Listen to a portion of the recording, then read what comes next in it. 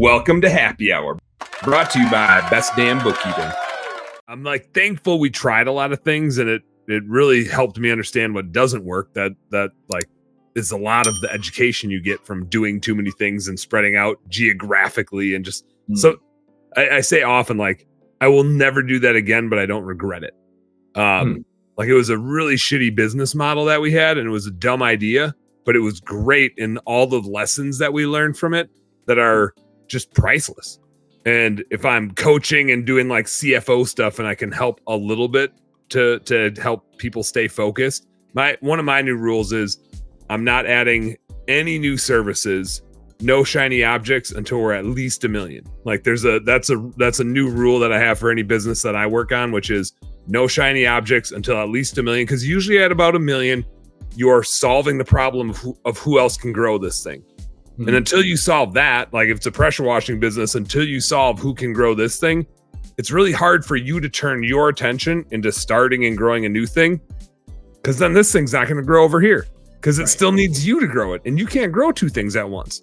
And you're spread too thin and nothing works. Yeah. And then it's you're spinning plates over here, and then you turn around and you're spinning plates over here, and it's all dependent on you. And all that happens is you burn out and you're miserable. And that's what happened to me at Blue Skies. We had 10 different companies around the country with 100 employees, and it was still dependent on me to grow everything. It was the stupidest thing. I was fucking miserable, and I was terrible at it because how the hell are you supposed to do that anyway? I still remember when I first started, I was starting a maid service business from scratch, and I'm out cleaning. We're starting from scratch. I'm out scrubbing toilets. The biggest downside of the biggest upside of that was I was in really good shape. Cleaning houses, 2-3 houses a day. That's a lot of work. I lost 20 pounds real quick. The biggest downside is you're in the house, right? You're cleaning and you're on the phone, and you got this problem happening in St. Louis, and then this window cleaner's having an issue in Cincinnati, and it's it's hard enough to solve these problems in a business that's where you are. Yeah. How are you going to solve these problems? And we had all these small businesses, right? So it wasn't we had GMs at these businesses. We had technicians trying to solve these problems. Yeah. And so do you have, there were a lot of $200,000 to $500,000 businesses, right? There's no money there to hire the right person to run it.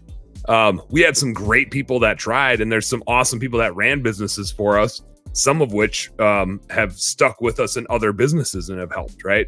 And so we still had a lot of great people, but we had an impossible strategy. And again, it's I know enough now to never do that again, but I don't regret it, because now when we're doing bookkeeping for people or whatever it is that we're into, or coaching, whatever it is, there's so many lessons learned. You can't learn lessons any faster than that. That's about as fast as you can go. But man, it is funny how how slippery the slope is as you get spread out. Hey, home service heroes, thank you guys so much for tuning into our home service happy hour content today. I sure hope you learned a little something, and I sure as heck hope that it was entertaining. If you did find it fun and entertaining, make sure you like and subscribe to the channel for more cool, fun, entertaining business content. And speaking of which, stay tuned. There's a little more here and a little more right here. Check it out.